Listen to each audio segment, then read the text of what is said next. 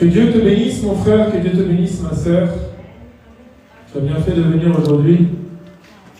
Parce que oui, la présence de Dieu est là fortement ce jour.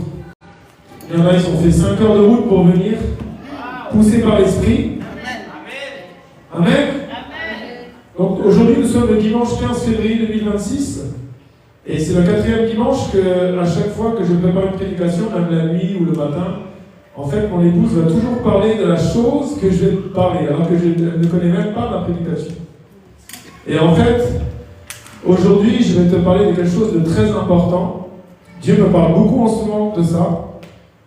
C'est le blasphème contre le Saint-Esprit. En fait, on n'en parle pas assez. Tu penses que tu as des combats, mais tu n'as aucun combat. Parce que le joug de Jésus est léger. Tu combats Dieu quand tu blasphèmes contre le Saint-Esprit. Et j'ai senti beaucoup de choses pendant que mon épouse et moi-même on priait pour des frères et des sœurs, parce que tu n'es pas à ta place. Amen. Donc le blasphème contre le Saint-Esprit, on va en parler un peu aujourd'hui. On a pris un peu de retard, mais si on n'a pas terminé aujourd'hui, on continuera la semaine prochaine. Le blasphème, quand tu regardes dans le dictionnaire, c'est une parole qui outrage la divinité, la religion, le sacré, et par extension, une personne, une chose considérée comme quasi sacrée. Ça, c'est la définition du sacré, du dictionnaire. Mais on sait que la Bible n'est pas une religion. Nous n'avons pas de religion, nous avons une relation de Nazareth. Amen. Il faut savoir que le Saint-Esprit, il est Dieu. Amen. Quand tu nais de nouveau, par la grâce de Dieu, tu ne peux pas devenir enfant de Dieu par tes propres forces. Tu peux choisir d'être dans telle ou telle religion, dans telle ou telle assemblée, de telle ou telle dénomination, mais tu ne peux pas choisir d'être un enfant de Dieu. C'est un appel du 3e ciel de l'Éternel qui te fait devenir enfant de Dieu. Il va créer des circonstances pour que tu aies de quoi? Du l'eau, la parole de vie, et l'Esprit, le Saint-Esprit. Amen. Et quand le Saint-Esprit vient en toi, il faut bien comprendre que tu n'es plus la même créature. Tu n'es plus le vieil Adam. Il y a quelqu'un qui est venu vivre en toi. Tu n'es plus que corps, âme, esprit, tu es corps, âme, esprit et le Saint-Esprit, avec son chandelier, et qui brûle en toi. Et depuis quelques jours, malgré qu'on court tout le temps avec mon épouse, entre, vous savez, le restaurant, tout ça, le Seigneur m'a beaucoup parlé sur le blasphème contre le Saint-Esprit. Beaucoup de gens blasphèment contre le Saint-Esprit par manque de connaissance. Beaucoup de gens blasphèment contre le Saint-Esprit par désobéissance. Nous allons lire un premier verset. J'espère que tu as ta Bible en papier à côté de toi. Tu vas aller dans Matthieu chapitre 12, versets 31 et 32. Il est écrit, c'est pourquoi je vous dis, c'est Dieu, c'est Jésus qui parle, tout péché et tout blasphème sera pardonné aux hommes, mais le blasphème contre l'Esprit, donc avec un grand E, ne sera point pardonné. Verset 32. Quiconque parlera contre le Fils de l'homme, il lui sera pardonné. Mais quiconque parlera contre le Saint-Esprit, il ne lui sera pardonné ni dans ce siècle, ni dans le siècle à venir. Amen. Donc comprends bien.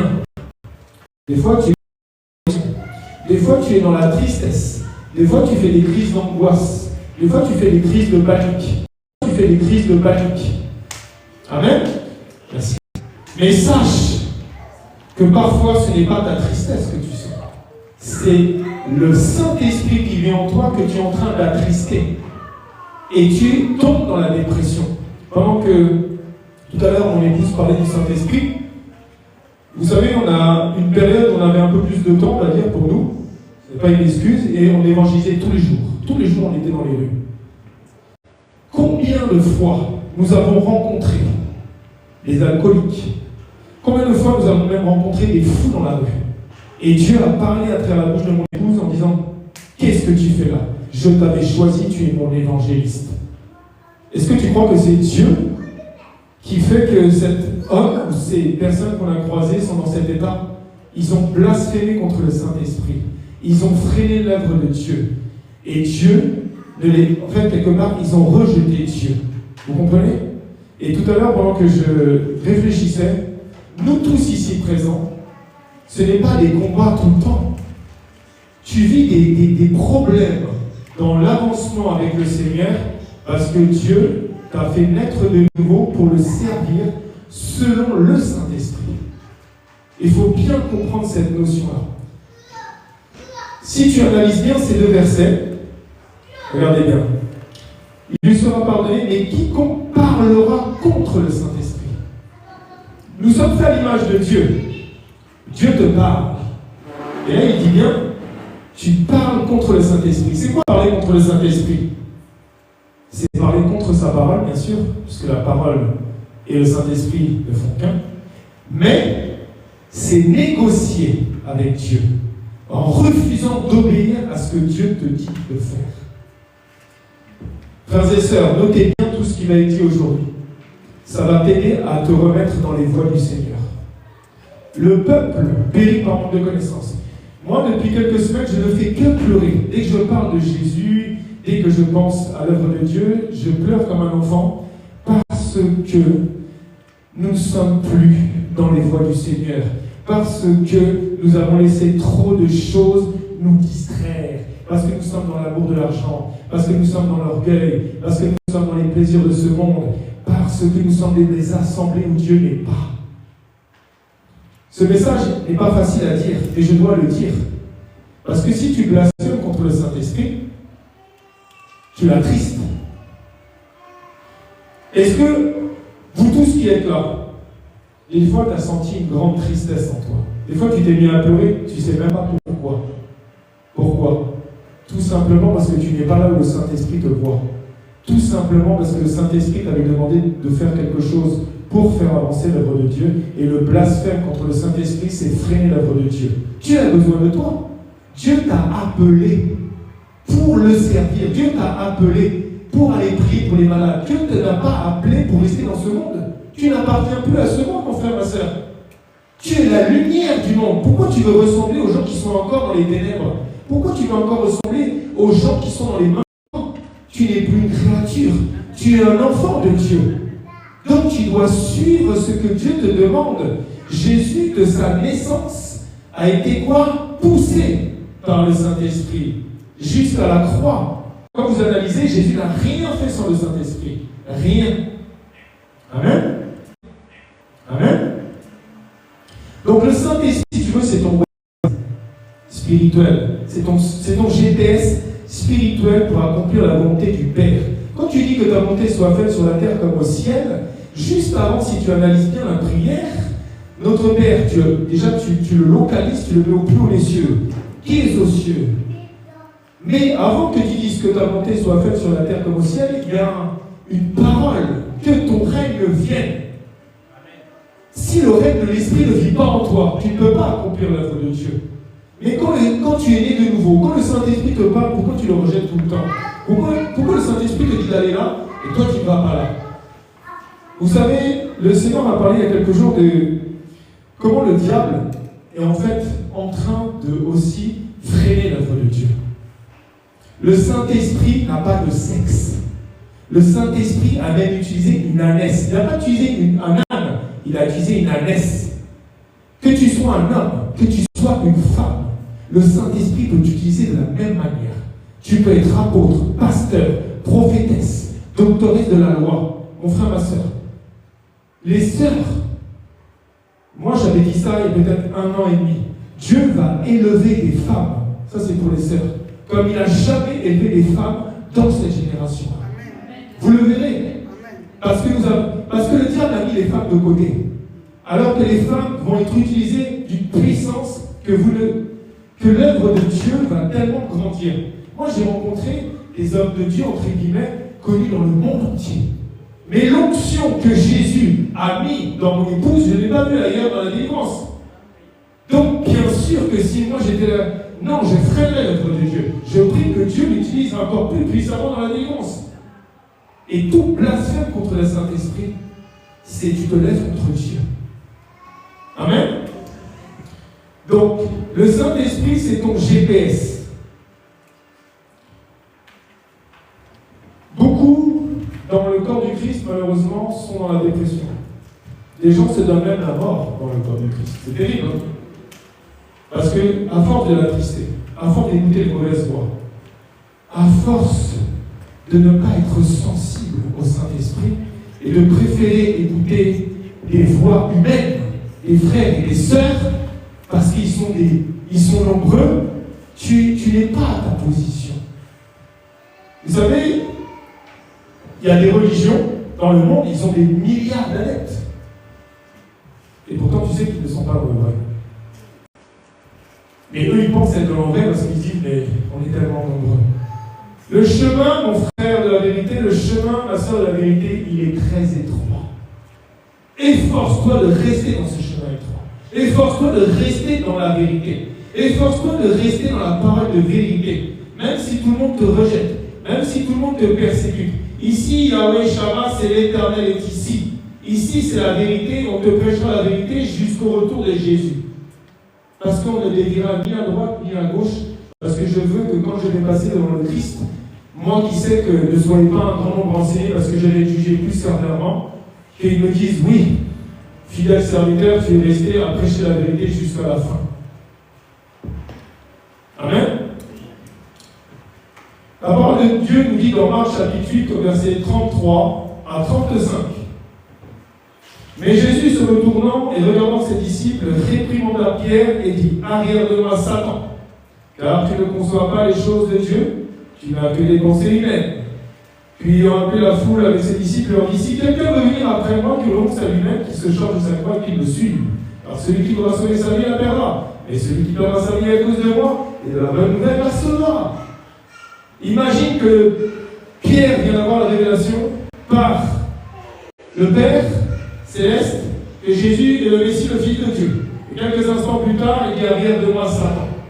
Tu dois comprendre que Satan va utiliser des proches de ta famille, des amis, des gens très proches de toi. Dieu te dit d'aller là, et à un moment donné, il va te dire non, tu ne peux pas aller mourir à Golgotha. Non, tu ne peux pas mourir. Mais il y a un plan, je ne dis pas que tu vas mourir à Golgotha, Jésus l'a fait. Mais dis-toi quelque chose. Tu dois écouter la voix de Dieu, même si toutes les voix sont contre. Combien de fois, on verra ça aussi dans la conclusion, quand on obéit à Dieu, Dieu nous appelle ses enfants. Il est fier de nous, tu sais. Oh mon fils, Julien, ma fille, Fifi. Dès qu'on désobéit un peu, on est des mauvais serviteurs. Parce que tu dois rester sensible à ce que Dieu te demande. Il a besoin de toi tous les jours. Et nous savez tout à l'heure quand la sœur, l'Éternel a pris possession de sa bouche pour donner un message. Yahweh Shammah, ce n'est pas le nom qui est important. On a toujours dit combien de fois nous sommes retrouvés tous les deux. L'important, c'est de réussir notre mission à vous préparer à être, si à l'enlèvement enlevé, et si vous mourrez, mourir en Christ. Parce que c'est mourir en Christ qui fera que tu seras enlevé. Tu dois mourir en Christ. Les ressuscités, les premiers là, c'est ceux qui sont morts en quoi? En Christ. Et le diable ne veut pas ce genre de message. Combien de fois je me fais attaquer par des hommes de Dieu soi-disant qui disent arrête l'évangéliste avec ton évangile, de dire que le salut se perd, de dire que oui, le salut se perd. Dieu t'appelle. Beaucoup d'appels, peu d'élu pour les noces de l'agneau. Parce que quand il t'appelle, regarde ce qu'il dit. Tu dois porter ta croix. Si tu veux sauver ton ancienne vie, tes anciennes habitudes, et tu ne te bats pas contre ça, t'inquiète pas que le champ de vie te sera ôté et ton nom sera effacé du livre de vie. Et mieux valait que tu ne connaisses pas Jésus. C'est la parole qui le dit.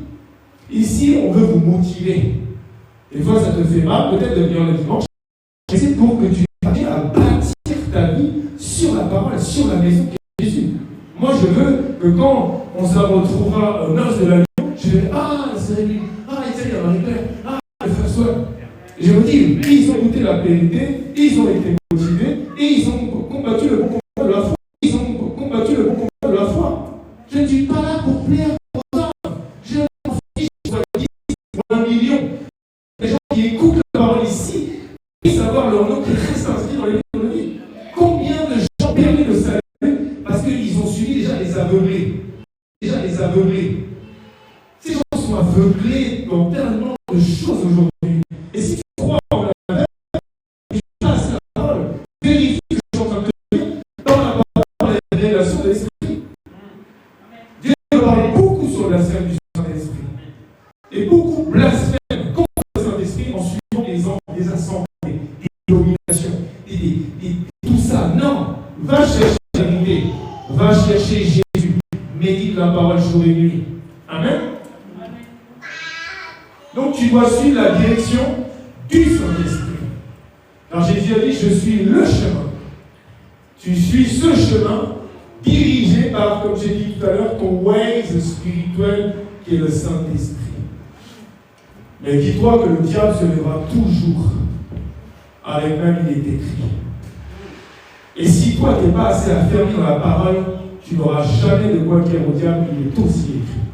C'est pour ça que ce n'est pas une blague. Ta Bible, tu dois la lire jour et nuit. Tout le temps.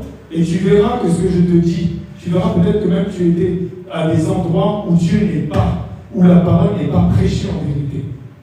Beaucoup sont dans l'erreur. Les voies qui mènent à la perdition sont tellement nombreuses, frères et sœurs. Il faut beaucoup prier pour tous ces aveugles spirituels, quelle que soit leur dénomination religieuse. Je vais dans Marc, chapitre 1, versets 9 à 13. C'est juste pour te dire que c'est tellement important de comprendre que sans le Saint-Esprit, tu n'es rien du tout. En ce temps-là, Jésus vint de Nazareth, en Galilée, et il fut baptisé par Jean dans le Jourdain.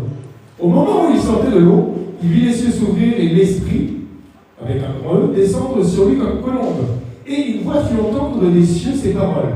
Tu es mon fils bien-aimé, en toi j'ai mis toute mon affection. Aussitôt l'Esprit poussa Jésus dans le désert, où il passa 40 jours tenté par Satan. Il était avec les bêtes sauvages et les anges le servaient. Jésus, tu vois là, mon fils bien-aimé. Tu crois qu'il n'est pas né le fils bien-aimé de Dieu? Bien sûr.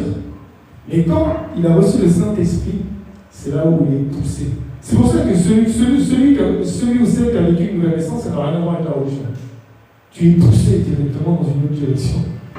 Moi, 41 ans, moi qui étais athée, dans la dépression, dans les médicaments, qui sortait souvent en boîte de nuit, qui buvait de l'alcool, j'étais dans une direction. Mais dès que Jésus est venu dans la vie le 27 novembre 2007 dans la matinée, j'ai été dirigé dans une autre direction, poussé complètement. Le lendemain, j'évangélisais déjà alors que je ne connaissais même pas un mot de la Bible. T'es poussé par l'Esprit. T'es poussé par l'Esprit. Parce que l'Esprit pour te pousser ailleurs. Et bien sûr que tu peux être à un endroit, tu étais à un endroit avant. Et que quand tu reçois vraiment le Saint-Esprit, tu vas être poussé ailleurs et tous ceux qui étaient là vont plus te comprendre. Parce que tu n'es plus dans le même esprit. Tu as la vérité qui est venue vivre en toi. Vous savez, beaucoup de gens sont dans les églises, ils ne sont pas enfants de Dieu. Ils ne sont pas nés de nouveau. Ils comprennent un peu, mais ils n'ont pas la révélation, ils ne brûlent pas au fond d'eux quand ils écoutent ce genre de message. Nous sommes enfants de Dieu par la grâce de l'Éternel. Et on doit le servir jusqu'à notre dernier souffle. Il ne nous appelle pas pour qu'on ne fasse rien. Il nous appelle pour le servir. Jésus est venu, Jésus a été téléchargé, Jésus est venu sur cette terre pour servir le Père. Et nous, à plus forte raison, nous sommes aussi appelés, nous sommes aussi connus avant la fondation du monde. Il nous avait consacré avant qu'on sorte du sein de notre mère pour faire quoi? Pour servir Dieu. Tu dois servir Dieu, tu dois à droite à gauche. Dieu a besoin de toi. Ce peuple se meurt. Vous savez, souvent mon épouse a dit, une âme qui a quitté Jésus à la croix. Moi, chaque fois que je vois quelqu'un qui meurt, ou j'entends quelqu'un qui meurt, il paraît qu'en moyenne, il y a 109 personnes qui meurent chaque nuit dans le monde. Imagine que chaque personne qui meurt sans avoir donné sa vie à Jésus, sans avoir rencontré Jésus réellement, va en enfer pour l'éternité. Ça doit vraiment donner envie de servir l'Éternel. Tu as la vérité, tu as l'antidote à l'enfer, tu as l'antidote à toutes les maladies, tu as l'antidote à tous les problèmes. Tu ne peux pas le garder pour toi. C'est le pire des égoïstes. Et tu dois rejeter le monde. Jésus a dit, j'ai vaincu le monde. Rejetons le monde, rejetons Satan, les choses du monde, frères et sœurs. Nous sommes différents. Nous ne sommes pas de ce monde. Moi, je suis du 3e ciel. Une fois, je me rappelle, j'étais chez ma banquière, elle faisait des recherches de différents clients, s'ils avaient des comptes à l'étranger. Il dit, il y en avait qui avaient des comptes en Suisse ou je ne sais pas quoi. Et moi, il me dit, vous êtes résident où? Et c'est sorti tout seul. J'ai dit, moi, je suis résident du royaume des cieux. Amen. Mais du coup, elle m'a regardé tellement bizarrement, elle dit, vous êtes bizarre, vous. Oui, parce que ma première nature, je ne suis pas résident d'ici. Mon corps est ici, mais mon esprit est déjà là. Moi, je siège à la droite du Père en Christ. Et je sais que Jésus est à la droite de Dieu. Amen. Donc, si tu regardes, si tu analyses bien le verset, Père, tu m'as fait,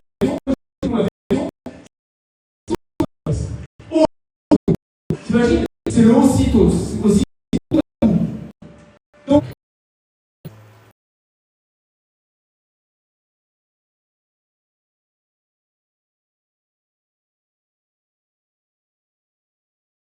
d'un coup, tu deviens aussitôt un résident du royaume des cieux. Tu deviens corrigé en Christ, héritier du royaume des cieux. Tu sais que ce qui est venu vivre en toi, c'est ça qui a créé tout l'univers.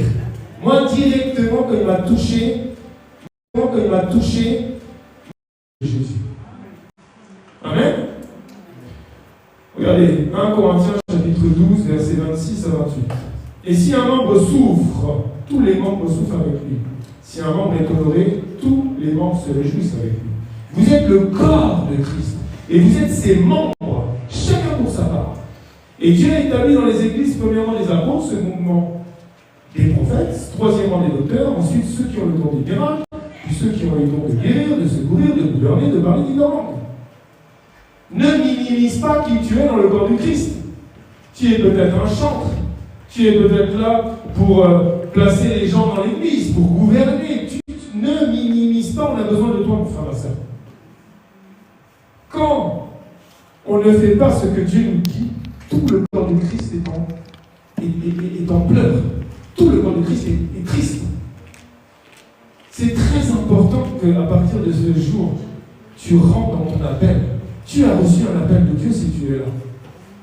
On doit arrêter de blasphémer contre le Saint-Esprit. On doit arrêter. Moi, je vous donne la solution à tous vos problèmes. Quels que soient vos problèmes. Si tu fais ce que Dieu te demande avec un bon cœur, Dieu va s'occuper de tous tes problèmes et ton jour sera léger. C'est obligatoire. Et Dieu va te tester. Moi, je me rappelle quand le Seigneur nous a dit, allez en Afrique du Sud pour aller prier pour telle sœur. Mais l'Afrique du Sud, c'est pas quand tu es à Port de Bagnolet et que tu vas à Port d'Almer. Tu dois prendre un avion, tu dois te faire 11h30 de vol. C'est une organisation, en plus avec tous les enfants. Mais à chaque fois qu'on obéit, on revient, laisse tomber. Lui, il a balancé des bénédictions de partout. Il prépare des choses de partout. Alors fais ce que Dieu te dit de faire. S'il te dit de le faire, c'est parce que tu dois obéir à ce que le Saint-Esprit te dit de faire. En plus, vous avez une grâce ici, Dieu parle. Dieu parle à Yahweh-Shama parce que Yahweh-Shama, ce n'est pas mon ministère, ce n'est pas le ministère de mon épouse. C'est Dieu lui-même ici. Nous sommes juste des responsables, des représentants de ce ministère. Amen. Il faut arrêter avec tous les ministères. Moi, si un jour je viens et je te dis, tu vois, tu n'as pas Yahweh-Shama, et tu vois Julien ministérise ou Fifi ministérise, viens me voir, dis, vous avez un souci, le groupe. Non, c'est lui qui nous a dit appeler ce ministère Yahweh-Shama. Amen. Donc, quand un membre il est malade, tu dois aussi intercéder. Tu peux tomber dans l'orgueil, tu peux tomber dans l'amour de l'argent, tu peux tomber dans la publicité. Vous savez, Dieu est en train d'appeler des jeunes, c'est pour ça qu'il a touché le prophète Joël aussi, pour ramener la jeunesse à Yahweh-Shama, pour ramener la jeunesse à Dieu lui-même. La jeunesse, Dieu ne voit pas ton âge. Que tu aies 15 ans, 18 ans, 20 ans, 25 ans, Dieu t'appelle. Mais tu as besoin d'être bien encadré. Parce que le diable va venir en disant, ah, ta jeunesse, ah, regarde les gens de ton âge, qu'est-ce qu'ils font. Je me rappelle d'un pasteur, un ami, pour ne pas le citer, Michael Lebeau, bref. Ils sont restés un an dans une cave, à l'âge de 17 ans. Je crois que le diable ne disait pas, vous savez, ce que vous faites, regarde, c'est l'âge où tu peux commencer à envoyer de nuit. Mais ils n'ont pas écouté, en fait. Lui, il était concentré dans le jeûne, dans la prière. Seigneur, montre-moi quelle est ta volonté dans ma vie. C'est tout. Il faut vraiment faire ce que le Saint-Esprit te dit de faire, il faut te guider. Jésus a été poussé. Quand tu regardes le travail de Jésus sur cette terre, Il n'a été poussé que par le Saint-Esprit. Il n'a été guidé que par le Saint-Esprit. Le seul moment de faiblesse vraiment où il avait envie de lâcher, c'est à Gethsémane. Il a dit, il a commencé à négocier. S'il est possible, Père, que cette coupe de la colère s'éloigne de moi. Et pas ma volonté, ta volonté. Tu as le droit d'avoir des moments de faiblesse. C'est pas facile de suivre le Christ. Des fois, tu passes par des épreuves tellement dures. Mais t'inquiète pas que si tu te mets à genoux comme Jésus s'est mis à Gethsémane, qui te dit, et qui voit dans ton cœur que quoi qu'il arrive, tu vas faire la volonté du Père, il va t'envoyer des anges pour t'aider. Il va t'envoyer quelque chose pour te fortifier. Jésus a été fortifié par un ange. Amen. Jean, chapitre 4, verset 34. Je pense qu'il l'a pas, mais c'est pas grave. Jésus leur dit, ma nourriture, tu vois, donc toi, tu es un petit Christ. Tu es un petit chrétien, tu es petit Christ. Donc tu peux dire, c'est ta nourriture aussi. Ma nourriture est de faire la volonté de celui qui m'a envoyé et d'accomplir son œuvre. Voilà, ce verset, depuis 2 semaines, retentit dans la tête. Tout le temps, tous les jours. Tu vois, il est très profond ce verset. Parce que c'est toi qui dois comprendre que ta nourriture, mon frère, ta nourriture, ma soeur, c'est de faire la volonté de celui qui t'a envoyé sur la terre, de faire la volonté de celui qui t'a appelé, de faire la volonté de celui qui t'a fait devenir enfant de Dieu et d'accomplir son œuvre. Mais pour accomplir son œuvre dans cette génération, tu dois donc être guidé par qui? Le Saint-Esprit. Il n'y a que le Saint-Esprit qui va te guider et qui va te permettre d'accomplir l'œuvre du Père dans cette génération. N'écoute pas aujourd'hui, franchement, c'est triste, mais les prédications, c'est n'importe quoi. On s'embête à parler de je ne sais quoi, alors que si on revient à la croix, si on revient à la repentance, si on revient à la sanctification, et chercher la volonté du Père, aller guérir les malades, chasser les démons, visiter les malades dans les hôpitaux, s'occuper des sans domicile fixe, construire des orphelinats, franchement, Jésus va sourire. Aujourd'hui, c'est la rivalité, la vaine gloire. Regarde, t'as vu, moi j'ai une grande assemblée, j'ai du monde dans mon église. T'as vu, je parle bien. T'as vu, j'ai ressuscité un mort. T'as rien ressuscité du tout. C'est Jésus qui l'a ressuscité. C'est pas au nom de je ne sais qui, c'est au nom de Jésus que les morts ressuscitent. Si vous regardez, c'est n'importe quoi. Le diable a gagné du terrain par un aveuglement spirituel fort. Donc notre nourriture doit être comme celle de Jésus. Quand tu es devenu un enfant de Dieu, donc c'est faire la volonté de Dieu et accomplir son œuvre. Voilà ce que tu dois faire chaque jour de ta vie. C'est ta nourriture le matin. C'est pas aller dans ton frigo chercher un yaourt ou aller chez le boulanger acheter un croissant. Non, ta nourriture c'est ça. Tu dois faire la volonté de celui qui t'a envoyé. Tous les matins, tu dois te mettre à genoux et tu dis Seigneur, quelle est ta volonté pour moi dans ce jour? Vous savez, moi, quand Jésus est venu dans ma vie, j'ai une grâce extraordinaire. Jésus s'est incarné en moi pendant plusieurs semaines. C'est pas moi qui vivais du tout sur cette terre. Je faisais une prière de 5 secondes le matin. Seigneur, fais ce que tu veux de moi ce jour. Voilà, c'était ma prière. Je n'avais aucun enfant de Dieu autour de moi. Je vivais des centaines de miracles tous les jours. Je ne priais pas pour les gens. Je passais partout dans les rues. Mon nom, tac, guérison. Les gens tombaient dans les rues. Les maladies s'envolaient. C'est ça que Jésus veut faire en cette dernière génération. Il attend des gens qui sont avec un cœur ouvert, qui sont prêts à tout faire pour que Jésus, ce qu'il veut faire à travers toi, puisse s'accomplir. Mais tant que tu vas attrister le Saint-Esprit avec tes fêtes du monde, avec des choses bizarres, Dieu ne peut pas s'incarner en toi. Qu'est-ce qu'il a dit? Ne souille pas mes paris. Vous avez compris ça? Toi, tu crois que ça veut dire quoi, ne souille pas mes paris? Les paris de Dieu, c'est le Saint-Esprit. Les paris de Dieu, c'est le Saint-Esprit en toi.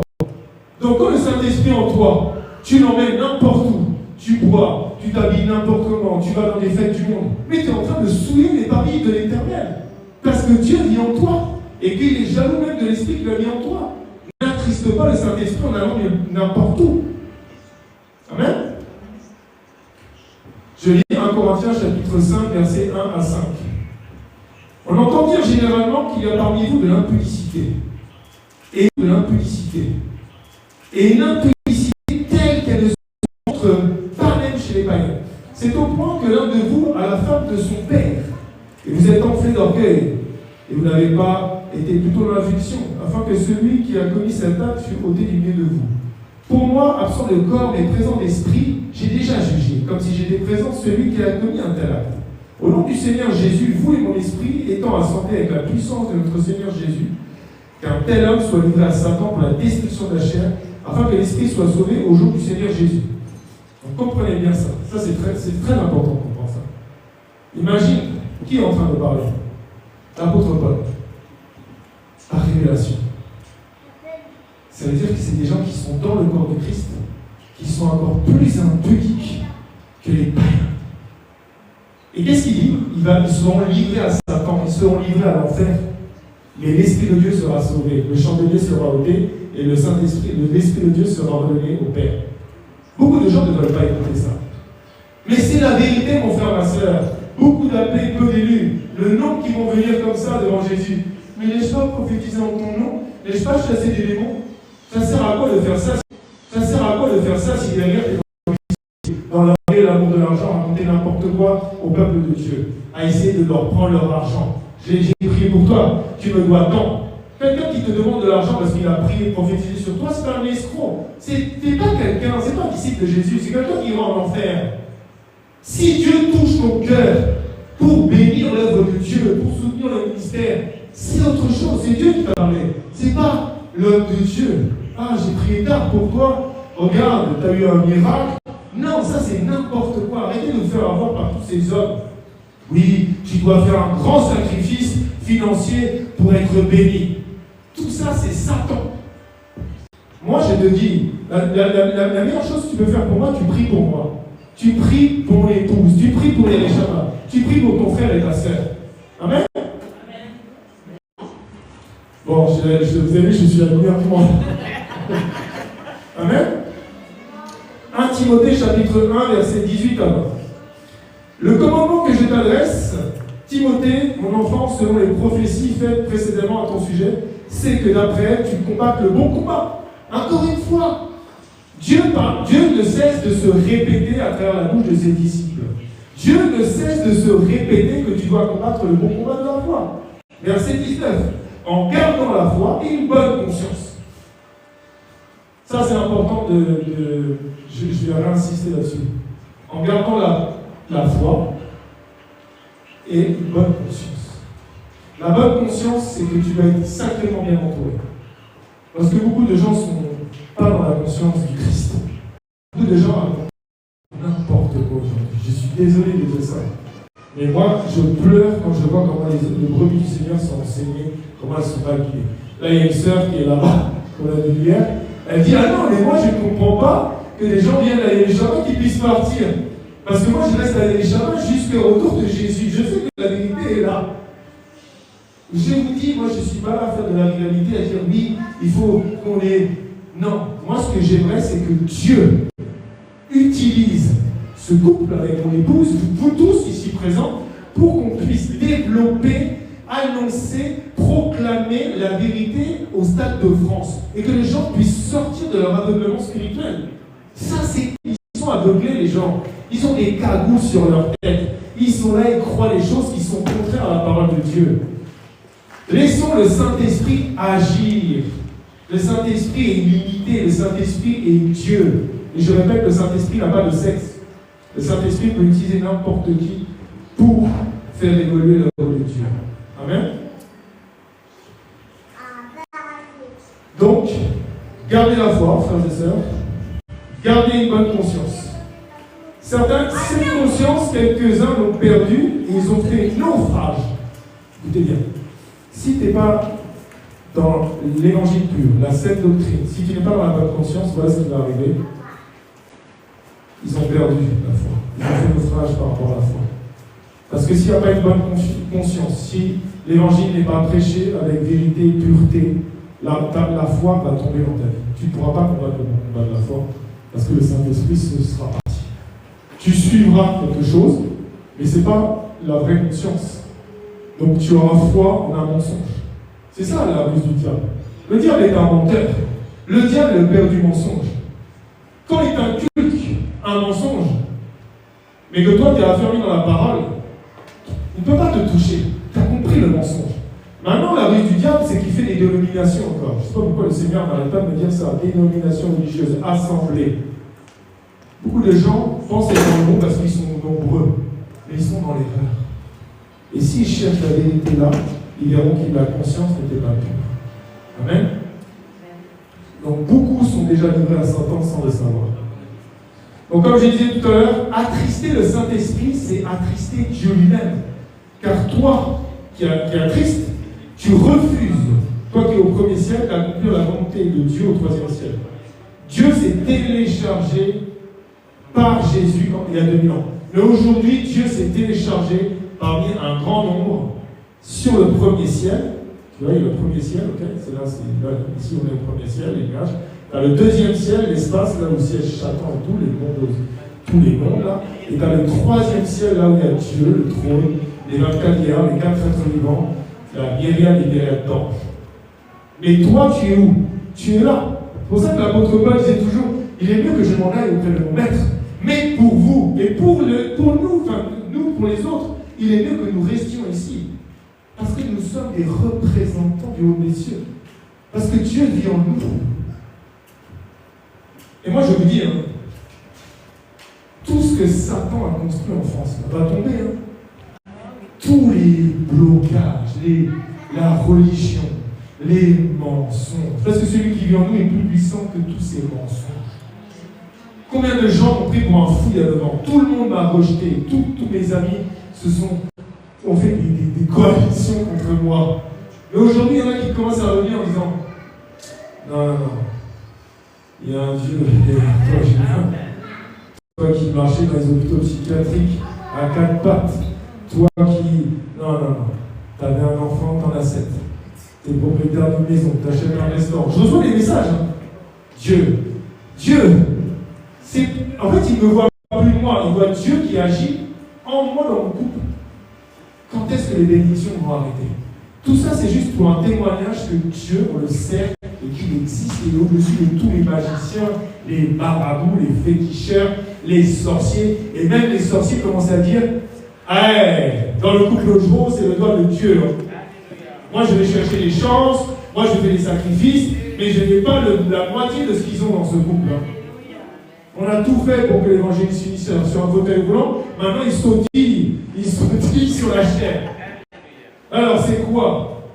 On a pu transformer les bâtons en serpents, on a pu transformer l'eau en sang, mais on ne peut pas faire de la poussière des insectes. Et c'est là, ici, il y a les chamans. C'est là où il y a la mort, il n'y a rien. La poussière, il y a la vie. Amen. Donc, n'attriste pas le Saint-Esprit. Je vais dans Ephésiens chapitre 4, verset 1. Je vous exhorte donc, moi le prisonnier dans le Seigneur, à marcher d'une manière digne de la vocation qui vous a été adressée. Lisez la parole de Dieu. Vous allez arrêter de faire des choses du monde. Vous allez arrêter de mettre des faux cheveux pour les femmes. Là. Vous allez arrêter de faire des choses qui ne sont pas dans la Bible. Je vous exhorte donc, moi. C'est Paul qui parle. Moi, je suis aussi un prisonnier. Et toi aussi, tu es prisonnier du Seigneur, non? Qui est prisonnier du Seigneur ici dans cette salle? Lève la main. Qui est prisonnier du Christ ici? Moi, je suis prisonnier du Seigneur, comme Paul l'était. Donc, je vous exhorte donc, moi le prisonnier dans le Seigneur, à marcher d'une manière digne de la vocation qui vous a été adressée. Tu as été appelé. Dieu t'a adressé une vocation. Tu dois marcher digne. Quand vous êtes là à faire les selfies, là, on voit la moitié de votre poitrine. Est-ce que tu crois que tu es en train de marcher dignement de la vocation qui t'a été adressée dans cette génération? Mais pas du tout. Tu dois te poser des questions. Est-ce que je plais à Dieu ou est-ce que je cherche la faveur des hommes? Si je cherche la faveur des hommes, je ne suis pas disciple de Christ, donc je ne suis plus chrétien. Et tu attristes le Saint-Esprit. Arrêtons d'attrister le Saint-Esprit. Je ne peux pas juger. Je ne peux pas condamner mon frère et ma soeur. Mais en tant qu'homme spirituel, je me dois de juger ce que Satan te dit de faire et que tu es tombé dans ce piège. C'est très différent. Tu crois que moi je n'ai pas fait des bêtises? Tu crois que j'en fais pas des bêtises des fois aussi? D'ailleurs, je vais parler vite fait de ça, après on verra sur la conclusion, parce qu'il dit qu'on avait pris du retard. Je vais parler de quelque chose de très important. Je vais parler de la colère. Amen. Donc je vais sauter, hein. Je reviendrai un peu dessus, je voulais parler de que Dieu ne se repent pas de ses dons, de son appel. Et c'est pour ça que tu vois encore des gens qui sont plus dans le Seigneur, mais il y a encore des choses qui les suivent. Mais je vais parler un peu de la colère. La colère vient de Satan. La sainte colère vient du Saint-Esprit. Je prends deux passages. Éphésiens chapitre 4, versets 26 et 27 nous dit: si vous vous mettez en colère, ne péchez point, que le soleil ne se couche pas sur votre colère et ne donnez pas accès au diable. Donc ça, c'est la colère satanique qui te met en colère. Et nous tous ici présents, celui qui me dit je ne me suis jamais mis en colère, je ne te crois pas. C'est impossible. Le seul qui ne s'est pas mis en colère, c'est Jésus. Et la seule fois où il s'est mis en colère, c'était la sainte colère. Mais combien on s'est mis en colère? Moi, des fois, en ce moment, je cours. Je me lève à 6 heures. Je me lève à 1 heure. Donc, du coup, tu vois, je n'ai pas beaucoup de temps. Donc, il suffit d'un petit truc. Je sens l'esprit de colère qui dit hey, là, il y a une petite porte. Parce que l'évangéliste est fatigué, court de partout. Tout le monde l'appelle pour les problèmes, pour les trucs administratifs. Et tu vois, du coup, l'autre là, l'esprit de colère, il est là, il dit attends, je vais bientôt rentrer. Non, au nom de Jésus, hein. Je reste dans la paix du Seigneur. Donc, tu as la colère, la sainte colère. Donc, ne donne pas accès au diable par la colère qui vient de lui. Maintenant, je prends un autre passage. Matthieu chapitre 21, versets 12 et 13. Jésus entra dans le temple de Dieu. Là, il entre dans le temple de Dieu. C'est un lieu. Il chassa tous ceux qui vendaient et qui achetaient dans le temple. Il renversa les tables, les changeurs et les sièges des vendeurs de pigeons. Et il leur dit, il est écrit, ma maison sera appelée une maison de prière, mais vous en avez fait une caverne de voleurs. La sainte colère. Et là, je vais faire deux témoignages. Un jour, on était à l'église, je pense qu'il y avait déjà la servante Marie-Paul, servante Marie-Claire, je ne suis pas sûr, bref. Et il y a une sœur qui était là, dans l'église, qui devait s'occuper d'une brebis du Seigneur. La brebis était dans un état que tu n'imagines même pas. La brebis en plein culte à la fin est tombée. Son sang a coulé. Et la sainte colère a pris contrôle de mon épouse. On était choqués. Hein. Il y en a qui étaient là. Et Dieu a commencé à s'énerver exactement de la même manière que Jésus s'est énervé dans ce temple. Regarde, bien sûr, je ne l'ai pas donné de prénom. Regarde la sœur, je t'avais donné cette brebis. Regarde ce que tu en as fait. Regarde son état, c'est de ta faute, comme ça devant toute l'église. Mais là, c'était pas mis en colère satanique. Là, c'est Dieu qui disait, tu es en train de freiner mon œuvre, tu es en train de faire n'importe quoi dans mon œuvre. Tu blasphèmes et si tu continues, je t'enlèverai, j'ôterai le Saint-Esprit de sa place. Donc la sainte colère existe. Le deuxième témoignage, et en plus il est mort il n'y a pas longtemps, le frère. Il était avec le prophète Noël. Donc imagine le sang, peut-être qu'il coule sur un cerf qui ne s'est pas occupé de la personne. Donc quand Dieu te donne une brebis, la vie de la brebis est plus importante que ta propre vie. Tu dois être prêt à tout faire pour cette brebis-là. Et moi, je me rappelle une fois aussi, on était sur le lieu de prière, un frère vient, et puis il me parle. Je me sens en colère, j'avais envie de le taper, quoi. Il me disait des choses, je me disais, il faut que je reste loin, parce que je vais le taper, en fait. Et puis du coup, le Seigneur parle à mon épouse en disant, Dieu t'a fait ressentir ce que Dieu lui-même sentait envers ce frère. Tu comprends la différence maintenant entre la colère? Tu te mets en colère contre ton épouse parce qu'il y a un truc qui t'a pas plu, je ne sais pas quoi, contre ton époux, embrouille, ça c'est pas la colère de Dieu. La colère de Dieu, c'est ce qui freine le Saint-Esprit, c'est ce qui freine l'œuvre de Dieu. Le frère, Dieu lui avait donné des ordres, des directives, mais lui, non. Et un jour, je sentais vraiment un truc tellement étrange. Et je sentais la même sainte colère que Jésus a senti dans le temple de Dieu. T'imagines, Jésus, il est venu, il a carrément fait des fouets, il a carrément jeté tout le monde, il a jeté les tables, il a libéré les colombes. Tout le monde le regardait, un contre l'un. Parce que quand quelqu'un se met dans une sainte colère, tu ne peux pas l'arrêter. Personne ne peut l'arrêter parce que les anges, ils approuvent cette colère-là. Tu ne peux pas, tu te tais en fait. La sœur Marie-Paul, tu te rappelles de ce jour avec la sœur? Moi, j'avais peur. J'avais peur pour la sœur, je me suis dit, mais ça continue. Dieu a fracassé dans tout le monde là. Non, ce n'est pas des blagues. Amen. Donc si tu te mets en colère, ne pêche point, et surtout ne vous endormez pas. Ça c'est une porte. Écoutez ce que je vous dis. Tu te mets en colère dans la journée. Surtout prie. Dis Seigneur, apaise mon cœur, que mon cœur ne se trouble point, que mon cœur ne s'endorme pas sous la colère. Parce que c'est marqué, c'est un accès au diable. Après, tu fais des songes bizarres. Après, tu rêves que tu es enfermé. Après, tu rêves que tu couches à droite, à gauche. Parce que tu as laissé la porte de la colère, tu t'es endormi sous la colère. Amen. Donc, je vais conclure rapidement et après, on va prier. Donc, le Saint-Esprit, pour conclure, doit te guider pour que les desseins de Dieu puissent s'accomplir dans ta vie. Jésus nous a montré l'exemple parfait. Lui qui, de son baptême, a été poussé par l'Esprit 40 jours, 40 nuits dans le désert. Lui, par l'Esprit qui a prêché au perdu du temps de Noé dans le ventre de la terre. Tu regardes le Saint-Esprit. Quand tu obéis à Dieu, donc par son esprit, il t'appelle son fils, il t'appelle sa fille. Amen. Mais quand tu désobéis, il t'appelle mauvais serviteur. Et je tiens à préciser quelque chose.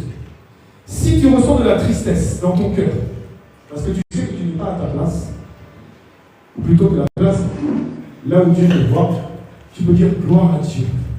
Le Saint-Esprit vient encore en moi. Malheureusement, si tu fais des choses bizarres, contraires à la parole de Dieu, tu ne sens aucune tristesse, tu marches tranquille, ça veut dire que Dieu t'a déjà ôté le Saint-Esprit, t'a mis un esprit dedans. Et ça, c'est très grave. Et ça, tu as intérêt à prier, à jeûner, à implorer la miséricorde de Dieu, à pleurer, à te mettre dans un sac poubelle, même à faire un petit feu, je ne sais pas où, et te mettre dans la cendre. Parce que le Saint-Esprit n'est plus là pour te guider. Du coup, c'est Satan qui te guide.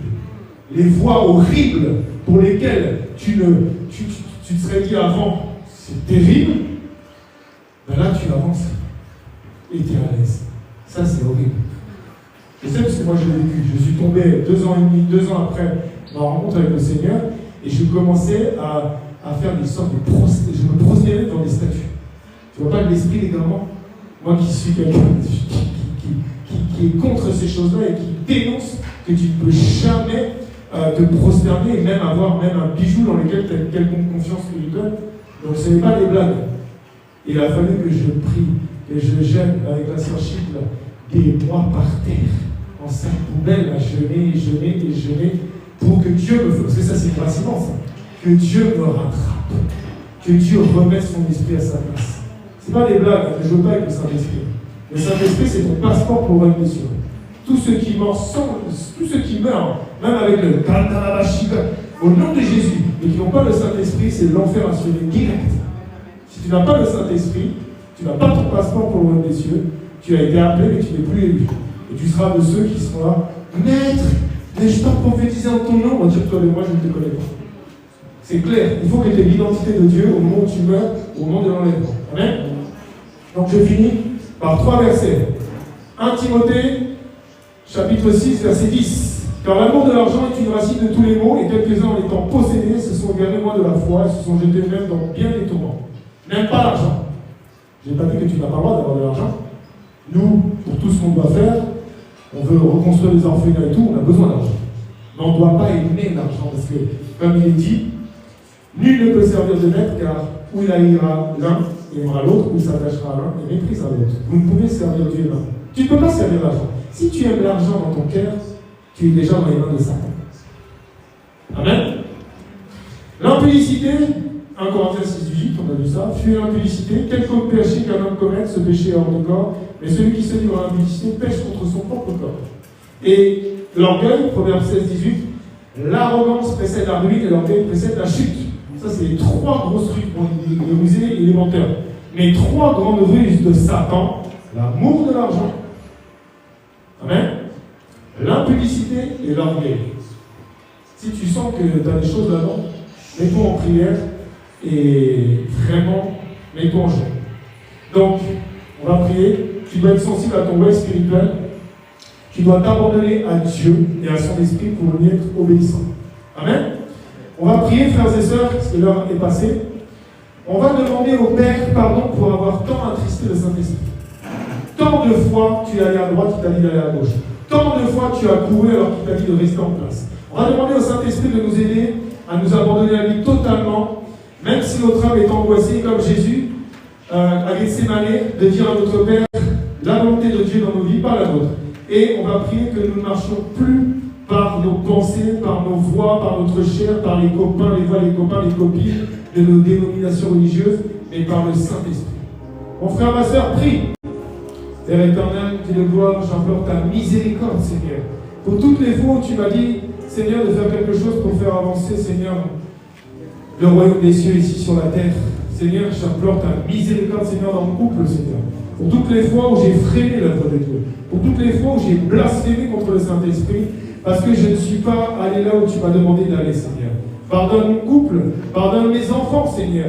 Pardonne-moi, Seigneur, parce que je me rends compte oh combien de fois, Seigneur, j'ai blasphémé contre Dieu, contre toi, Père. Tu me demandais quelque chose par ton esprit, tu me parlais, tu mettais une certaine sensibilité dans mon cœur. Je ne savais que je ne devais pas dire, que je ne devais pas faire ça, mais je l'ai quand même fait. Et j'ai attristé le Saint-Esprit, Seigneur. Pardonne mon frère, pardonne ma soeur, pardonne chacune de tes brebis ici, Seigneur. Pardonne-nous, Seigneur, parce que nous t'avons attristé, Père éternel. Oh, cher Saint-Esprit, aide-nous à nous abandonner totalement à toi pour pouvoir accomplir les desseins que tu as, Père, dans tes pensées là-haut au 3e ciel, nous qui sommes ici sur la terre. Au nom de Jésus, Père, nous t'implorons, Seigneur, que tu puisses nous aider à nous abandonner totalement à toi. Nous voulons être comme Paul a dit un jour, ce n'est plus moi qui vis, c'est Christ qui vit en moi. Nous voulons que chaque pas que nous faisons soit guidé, poussé, téléguidé par ton Saint-Esprit, Père. Téléguide mon couple, téléguide mon frère, téléguide ma soeur, pousse chacun d'entre nous. Aide-nous à nous abandonner, cher Saint-Esprit, à toi. Je ne veux plus vivre par mes pensées, je ne veux plus vivre de mes inquiétudes, je ne veux plus vivre de mes peurs, mais je veux être guidé par toi, merveilleux Saint-Esprit. Aide mon frère et ma soeur à être poussé par le Saint-Esprit, comme Jésus s'est laissé pousser par le Saint-Esprit 40 jours et 40 nuits dans le désert. Seigneur, aide-nous, Seigneur. Aide-nous, aide mon frère et ma soeur, aide mon couple et moi-même à ne plus marcher, Seigneur, selon les voies de ce monde, selon, Seigneur, tout ce que Satan nous amène, Seigneur. Je ne veux marcher que selon ta propre volonté, Père. Je veux accomplir ta volonté. Je veux pouvoir combattre le bon combat de la foi. Donne-nous la sagesse, donne l'intelligence spirituelle à mon frère et ma soeur, de ne pas freiner l'œuvre de Dieu, de ne pas blasphémer contre le Saint-Esprit, de vérifier que tout ce qu'il entend est réellement par révélation dans les Écritures, Seigneur. Au nom de Jésus, Père, je te rends une immense grâce, une infinie grâce, que tu nous parles ici à Yarishama et que tu nous enseignes selon ton évangile, selon la pureté de ta parole, Seigneur. Seigneur, que tout l'honneur te soit rendu, Seigneur, et conduis les pas de mon frère, conduis les pas de ma soeur, conduis les pas de chacun, pour que nous puissions, Seigneur, t'être agréables, Seigneur. Au nom de Jésus, Père, nous t'adorons et nous t'acclamons et nous te suivons.